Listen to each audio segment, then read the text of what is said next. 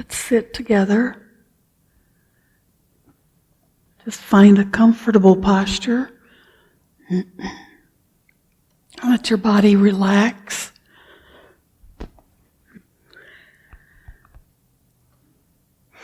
Just let your spine feel stretched out, lifted up. And then exhale and let your shoulders drop. And as you sit, try to, with each exhale, notice your shoulders dropping down, because a lot of times we'll sit and our shoulders will just keep inching up and inching up. So a good way to know you're relaxing is to just intentionally drop your shoulders with the exhale. Let your hands rest comfortably in your lap. Your palms can be up or facing down, but you want to be sure your hands are relaxed, not clenched into fists. Just really check your body. You can start at the top of your head and just move down through your body to notice where you feel aligned and comfortable. And also notice if there are spots where there's tension or tightness. When you feel any tightness, just breathe into it. Imagine you're breathing into that spot. And as you exhale, just release that tension. It might be in your forehead, or across your eyes, or your jaw. And as you move down through the body, just slowly scan your body. Noticing if your posture is supporting you easily. Go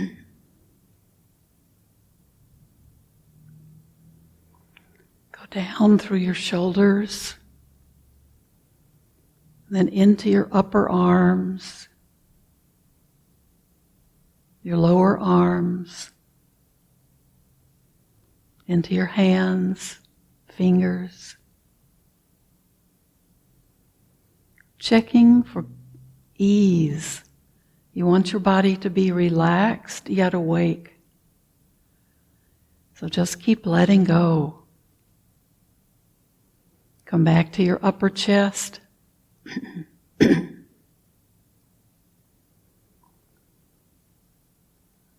Move down through your torso. If you feel tightness in your belly or your stomach anywhere, see if you can just exhale and let go.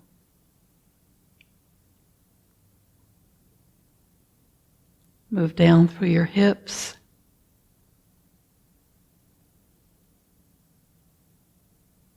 Be aware if you feel balanced from side to side. If you need to change your posture, that's perfectly okay.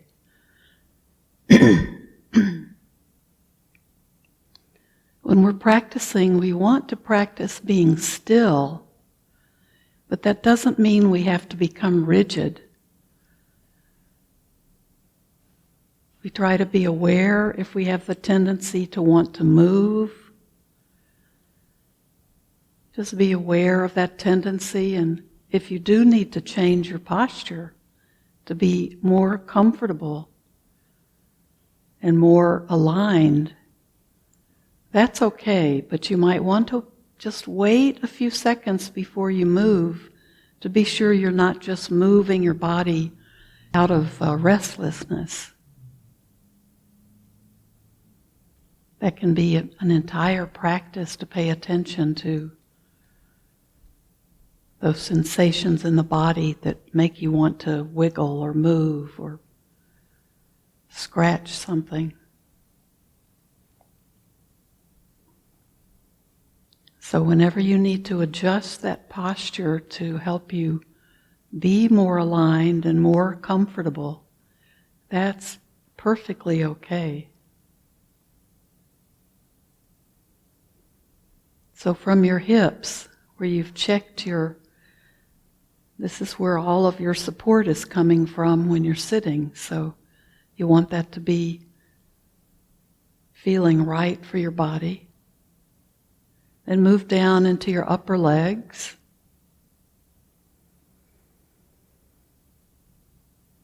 Down into your lower legs.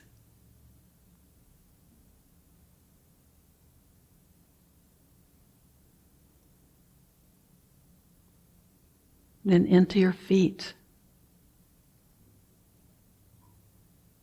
Wiggle your toes.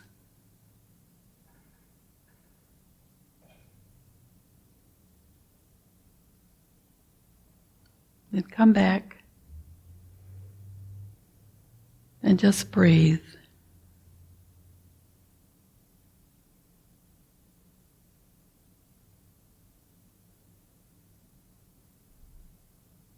And your breath can become the focus of your attention.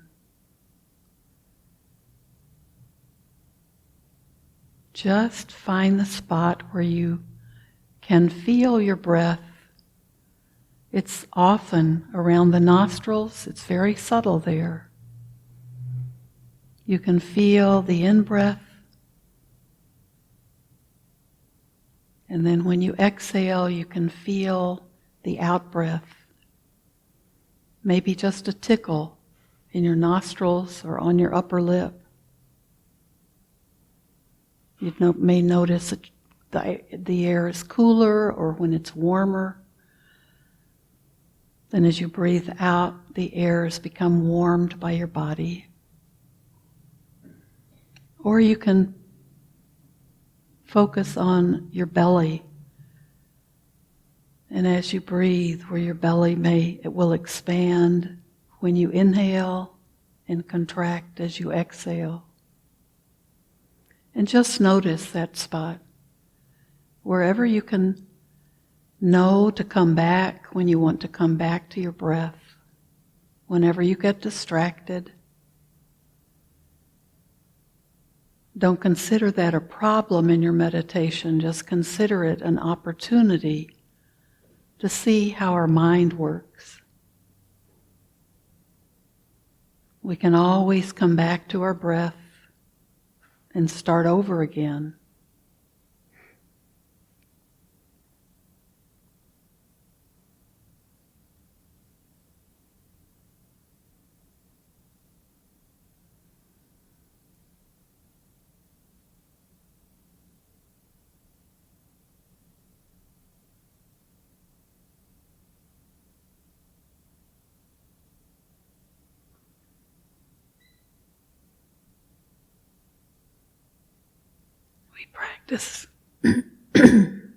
We practice first with loving kindness.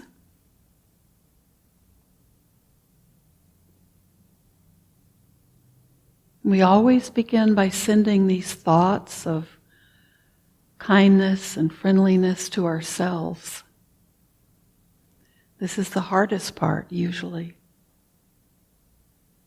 So many times we're unhappy with ourselves or actually angry with ourselves, beating on ourselves because we're not good enough.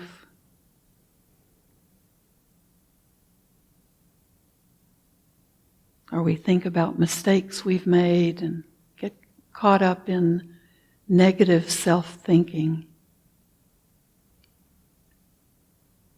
And it becomes a pattern. So when we practice loving kindness, we're breaking this pattern.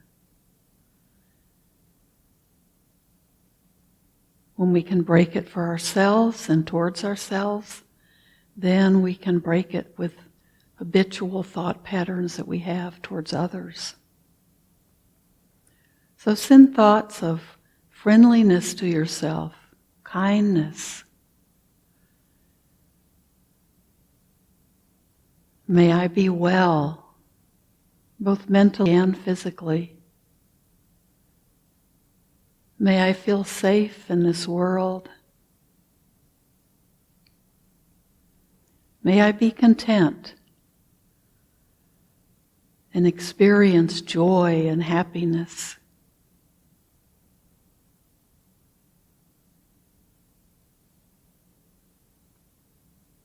And may I be at peace.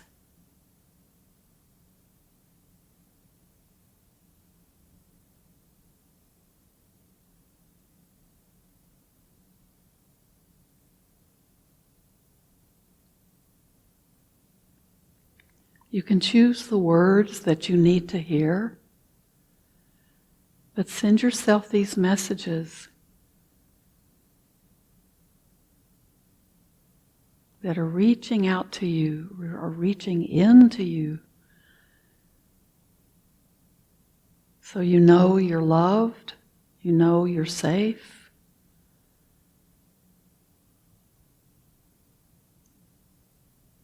And it's all about how you feel towards yourselves.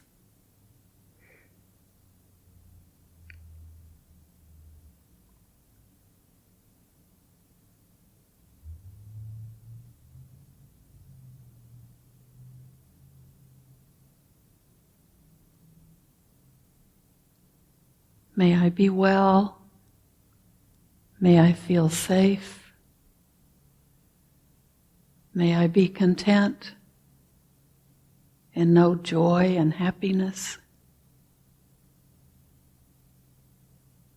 And may I be at peace.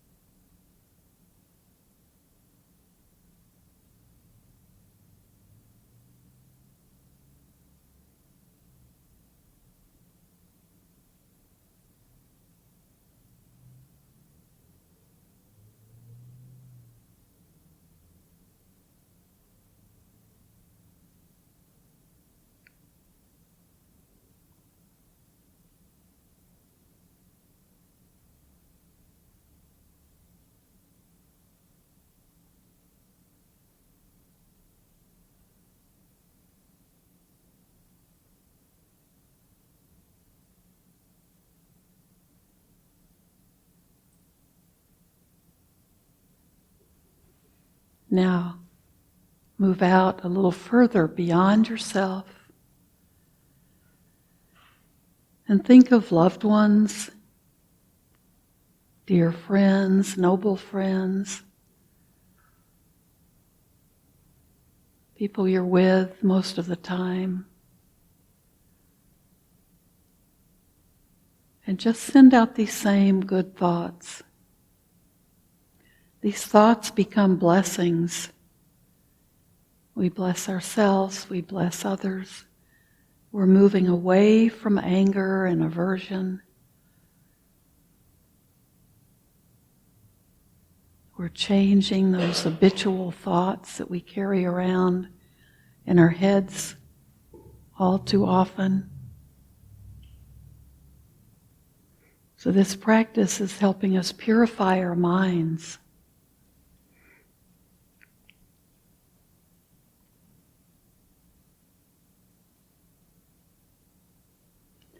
May all my loved ones and those dear to me be well, both mentally and physically. May each one of them feel safe in this world.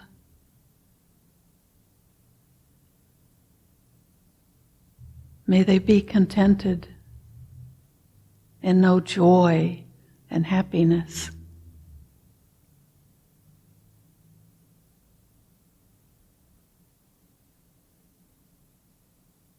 And may they all be at peace.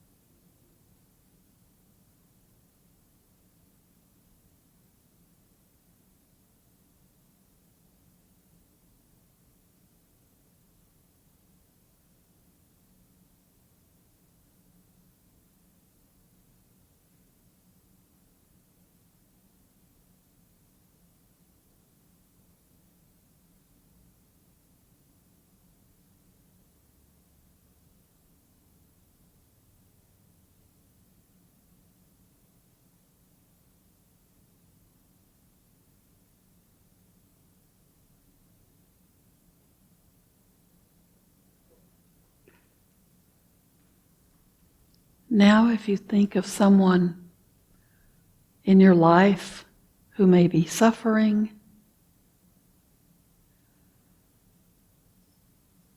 maybe from an illness or maybe from mental health issues,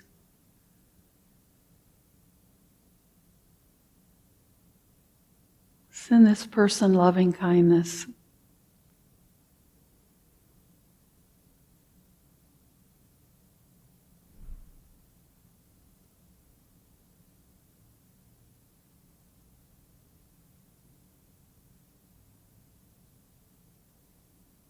May this person going through difficult times be well, both mentally and physically.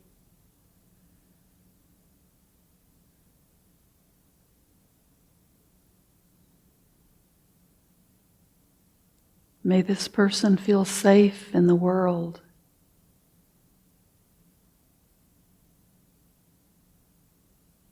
And may this person once again be contented and know joy and happiness.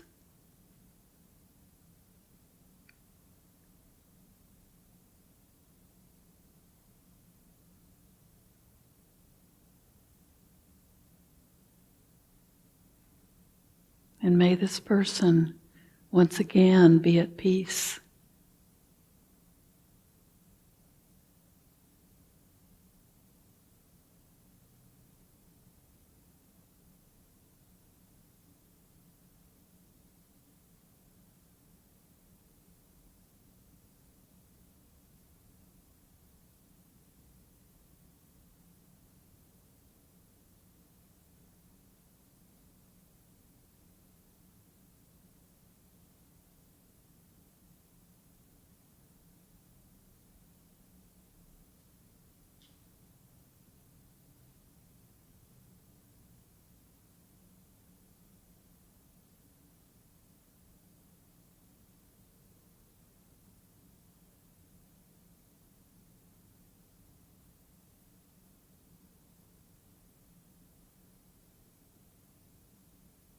And now let this same energy of loving kindness just begin to radiate out from you in all directions.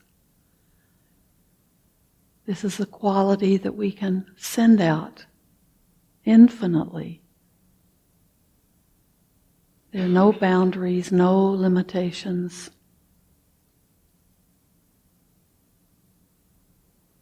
May all beings everywhere be free from suffering and the causes of suffering, free fear and worry and anxiety, free from hunger, free from thirst, and free from the furies and the damage being created by climate change.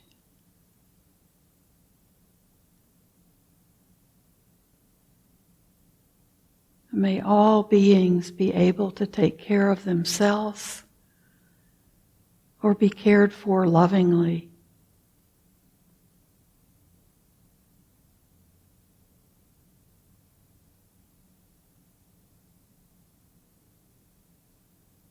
And may all beings everywhere live in peace.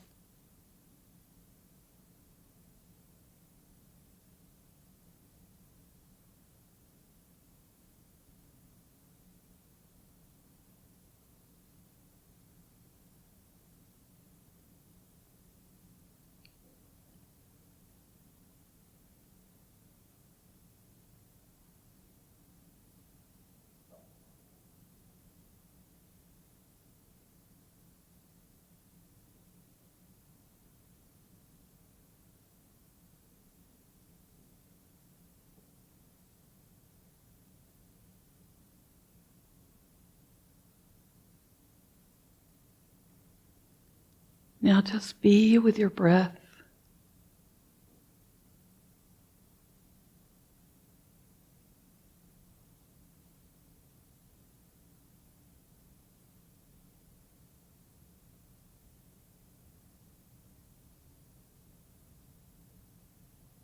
Be aware of everything coming to you through your senses.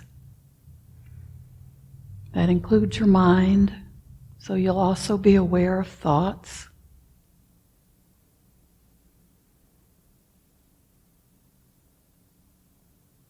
Try to just let your thoughts come and go without getting wrapped up in them or caught up in the stories.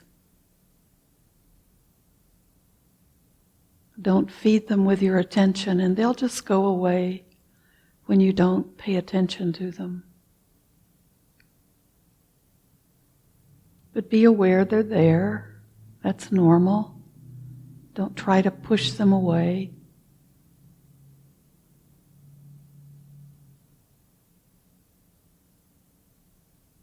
Be aware of sounds and smells and taste. Be aware of contact. Feel the air on your skin. Feel your clothes against your body.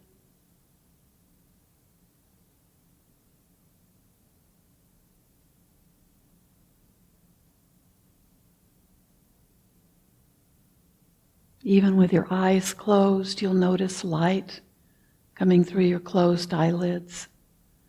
Or you may have little sparks of light that you see.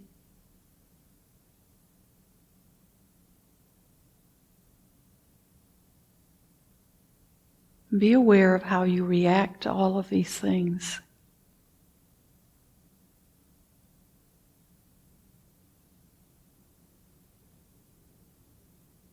And just pay attention. There's no right or wrong, just be aware.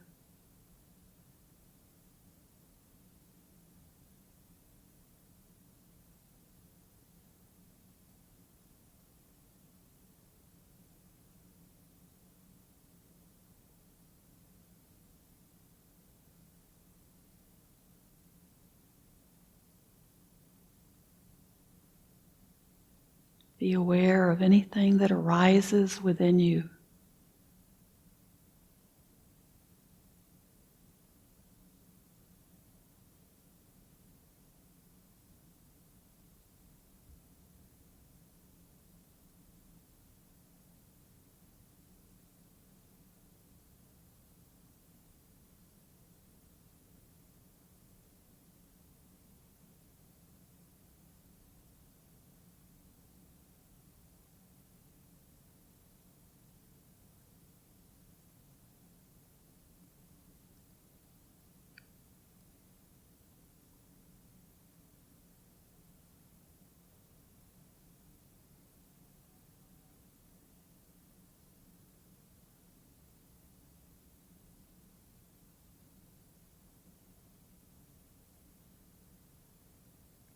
Remember with each exhale just to let go, just to relax.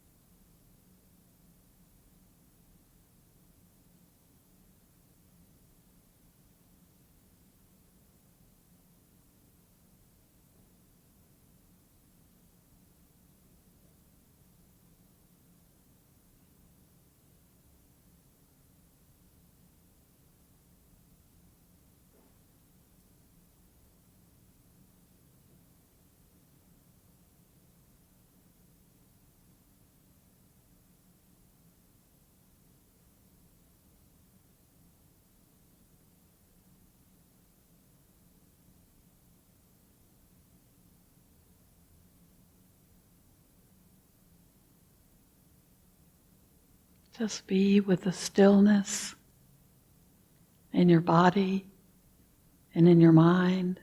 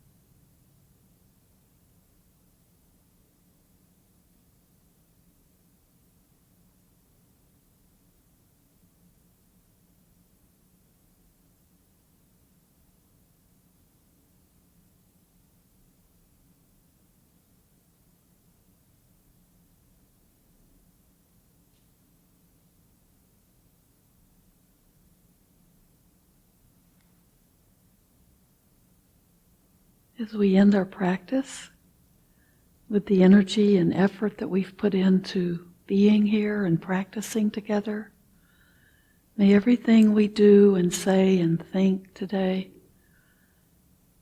be done not only for our own benefit, but for the benefit of all living beings everywhere. Thank you.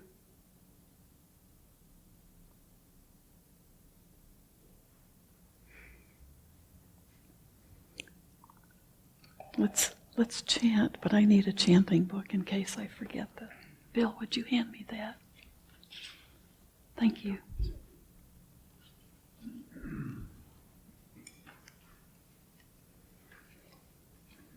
So join us. We begin on page 4 if you're not familiar with the book.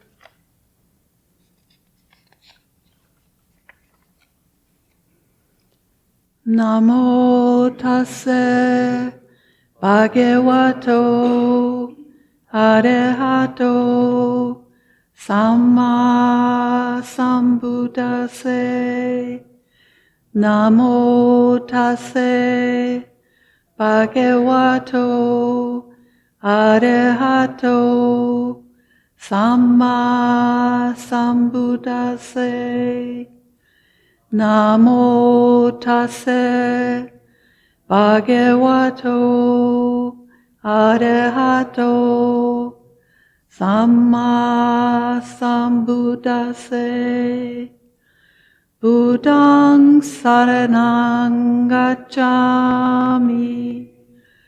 Dhammang saranang gacchami. Sanghang saranang gacchami. Dutiyampi Buddhaṃ saranang gacchami. Dutiyampi Dhammang saranang gacchami. Dutiyampi Sanghang saranang gacchami. Tatiyampi Buddhaṃ saranang gacchami. Tatiyampi Dhammang saranang gacchami. Tatyampi sanghang saranang gacchami. Anicca vata sankhara upaye dhammino upajitva nirojanti te sang upasamo sukho sabbe satta avera hontu sabbe satta Vyapaja hontu sabbe satta aniga hontu sabbe satta sukhiyatanam pariharantu mano pupang yamadama mano seta mano maya manasache padutena pasati karoti wa tato nam dukkha manveti chakang vahato padang mano pupang yamadama mano seta mano maya manasache pasanena pasati wa karoti wa tato nang sukha manveti chaya wa anapayini. Mind is a forerunner of all states. Mind is chief, mind made are they. If with a corrupted mind one should either speak or act, suffering follows caused by that, as does the wheel follow the ox's hoof. Mind is a forerunner of all states. Mind is chief, mind made are they. If with a clear and confident mind one should either speak or act, happiness follows caused by that, as one shadow that never leaves. We believe in generosity towards others. We believe the skillful, noble path is marked by generosity. We believe generosity has many levels. Think generously, speak generously, act generously. We believe generosity is the heart of our spiritual practice, and this practice allows us to become more open, accepting, and forgiving. We believe extending generosity to ourselves and others is a direct way of healing division, bringing joy and nurturing the spiritual community for years to come. May I become, at all times, now and forever, a protector for those without protection, a guide for those who have lost their way, a ship for those with an ocean to cross, a sanctuary for those in danger, a lamp for those without light, a place of refuge for those who lack shelter, and a servant to all in need. By means of this meritorious deed, may I never join with the unwise, only the wise, until the time I attain Nibbana.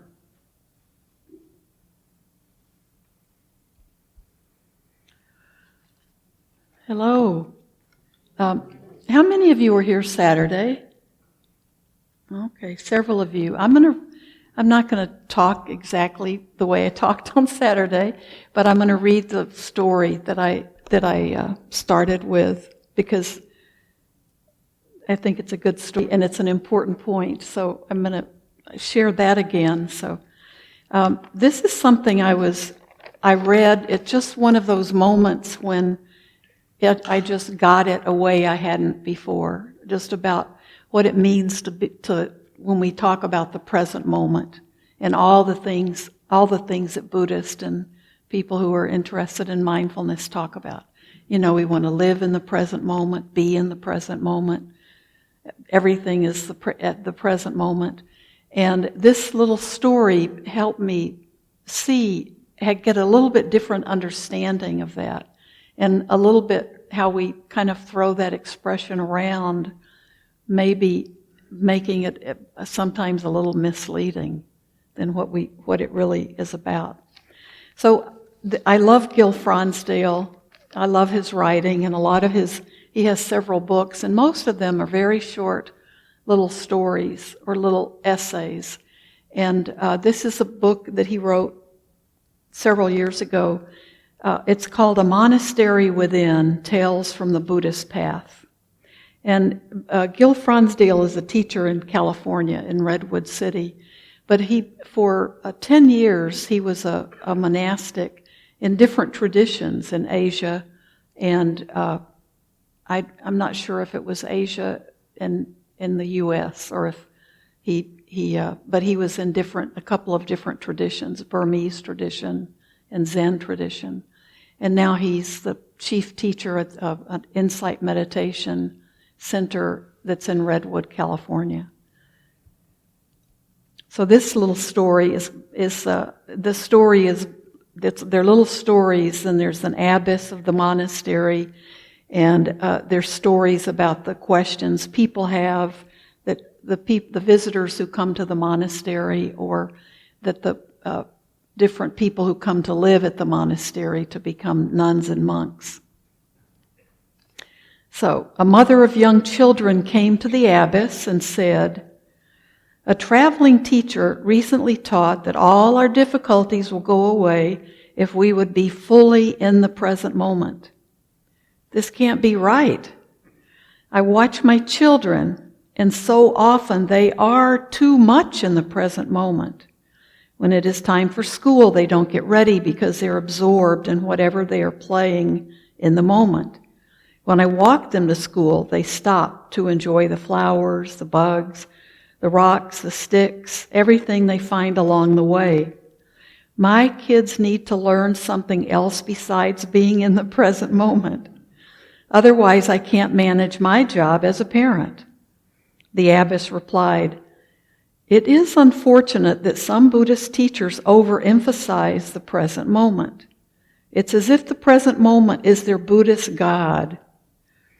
It's true the present moment is the wellspring for all things good, but if we aren't careful, it can also be the wellspring for all things ill. The point of Buddhism is not to be in the present moment. The practice is to be aware of the present moment enough so we can address our clingings as they are occurring. Your kids know how to be present, but they aren't old enough to notice how they get attached. As they get older, they'll become less focused on their present moment experience. And if they are taught well, they will simultaneously become more and more aware of how they cling. Peace is found through not clinging." So I really love that story, and I was saying Saturday, it was like an aha moment for me, because we're not sometimes living in the present can seem to be like anything goes, like we're living in the present moment, so whatever we're doing is great. But the way the Buddha's talking about being in the present is being aware of what we're doing. Like we're making every moment become what we can experience when we're sitting on the cushion. And when we're having what we would call a good meditation practice or a good meditation session, we feel like we're still and we're quiet and we're able to see things rising in us, and we're able to see what are we moving towards with desire. Like the temple is good sometimes, used to be on Saturday mornings for this practice, because they'd be cooking downstairs. So if you were hungry and you liked the smell of the food cooking downstairs, you could feel your desire. You can feel your body. You can watch your body when you meditate sometimes. You can feel your body sometimes. So I tend to lean forward, and I read from someone that said that tells you if you're like a person with a lot of aversion or with a lot of desire. Like if you tend to lean backwards, you're backing away from things. But leaning forward too in meditation can be a sign that you're sort of in a hurry. You're like running a race. When is something going to happen, or when is this going to be over? But we're that awareness. So if we're smelling something good and we're kind of hungry because we didn't have breakfast, this temple is wonderful. Now they don't cook on Saturday mornings. The cooking's all been done, but sometimes you can smell a little bit of the residue. But that smell of food is something that we desire, and if you're hungry, the desire feels like a need. And if we're sitting in meditation, we think, we can be aware of those things. But the Buddha's teaching us, we're just sitting because we're practicing. This is our training. But what we really want to do is to have this kind of awareness all the time.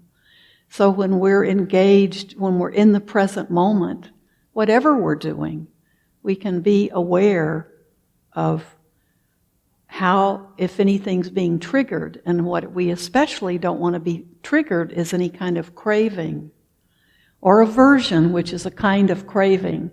Like if we're craving to have something stop, or we can crave through aversion because we want so much, like we hate somebody so much we wish they'd drop dead. Like that's a kind of craving. So desire for wanting things, but then the aversion to really push away from something. But what that leads to, those momentary, just in the moment, those desires, that craving, can very quickly become a habit pattern.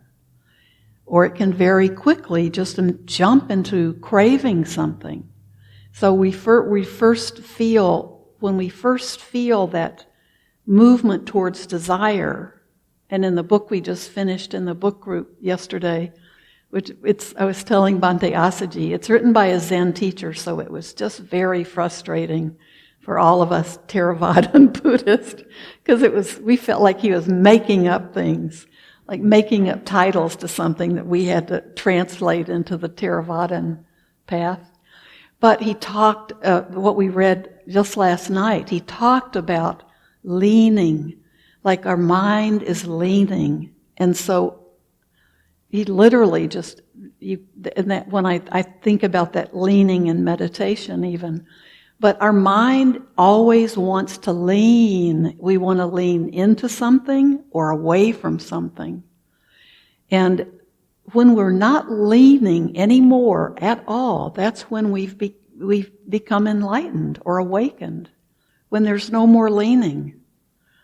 And he describes a state of it's almost like being like these children, but not quite, not completely. But when we're no longer leaning, we're not doing anything intentionally, which means we're not creating karma or kama. So we're not creating anything that's building up in us that we're going to have to deal with later. We're natural, and we can be happy and joyful because we're just in this liberated state where our minds aren't leaning. We're not We don't have preferences or viewpoints. We're not leaning into something in a way that causes us to, that leaning is the beginning of the craving. So when we start leaning into something and we're not watching it in the present moment, we're not being aware of it in the present moment, that habit can continue. That will be the tendency of it. So it's only at that point, when we become aware of that leaning, that we can do anything about it. And our awareness is the most important thing, because usually once we're aware of it, it becomes so much easier to not do it, to let go of that need to, that little leaning can become a desire, and then it becomes a craving. And the next stage after craving is to cling to it. And the expression in the book by the Zen teacher is grasping. That's grasping something.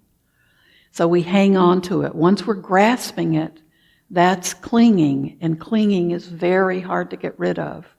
The clinging is what we take with us into all different, if we believe in different lives, we take that with us. Or we take it into different situations in our life. We see it come up all the time. So being able to be aware of the present moment is the one chance we have to let that awareness keep us from going further with the leaning. And leaning is everything that we think is who we are in a way. So leaning is all of our background, our education, what our parents taught us, what our culture teaches us, what our perceptions are all, we want to see clearly, but our perceptions are muddled. Our perceptions aren't pure right now. They're full of all the philosophy, the viewpoints, everything that we've ever learned, our education, all of those things can become make that leaning. We're not at the point of balance that we call equanimity. And equanimity is that's the kind of the high point of the qualities that we want to develop, along with, our goodness and our skillfulness and things. But that equanimity is when we no longer are worried about having to be afraid of leaning, be afraid of getting caught up in, we have all of the qualities of a good education if we're fortunate to have that. And we have all the qualities of our sila and our behavior being pure. All of those things are our foundation in this practice. The purification of our minds is just getting rid of all of that other stuff that hangs on to us. So when we have even viewpoints, even the teachings, the Buddha said, finally we have to go beyond even the teachings, because we're on this path that will keep us going. But we have those foundations that we're working on now, like taking the precepts, which is, coming up in October, but taking the precepts and beginning to live the precepts, which seem like very basic, a moral foundation. And that's what it's supposed to be. It's just our basic foundation, so we can continually purify our minds, so we can go further and further in this journey to see things clearly. And it makes meditation more beautiful, because our minds aren't full of, the thoughts we have that come up, even when we meditate, are usually about things that I haven't done right, or things that I forgot to do this morning, or things I have to do later, or we have regrets about things we've done. And so it gets in the way of just finding that still, quiet mind. And that's what our foundation of sila, those are our moral, ethical qualities. That's why that's so important. So we're not letting go of that in this, in this letting go of all of the stuff that causes us to lean. We're trying to let go of the things that cause us to be opinionated or to get angry easily or judge other people, judge ourselves. We're trying to let go of all of those unskillful qualities. And we have to the only way we do that is when we see it in ourselves. And we can only see it in ourselves in the present moment when we're doing it.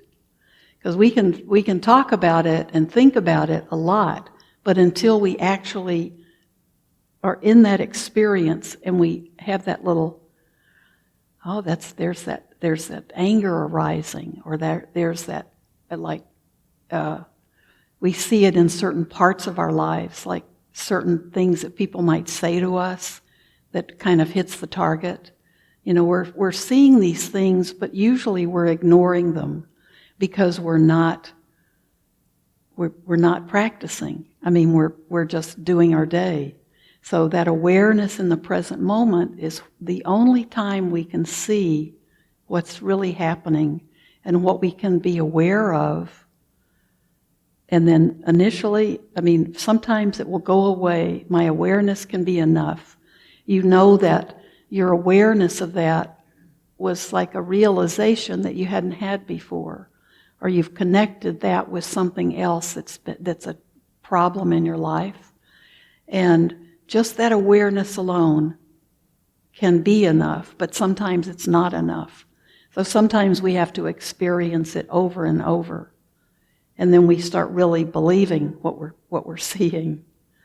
But it's in that present moment awareness. So we're not getting lost in the present moment. We're not just like, this is we can have complete fun because we're in the present moment.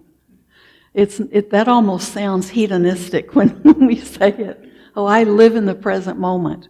Well, sometimes that means you have kind of a life that you're not even controlling. You're just letting whatever happens happen. But think about how important it is not to cling. That clinging is what destroys our peace.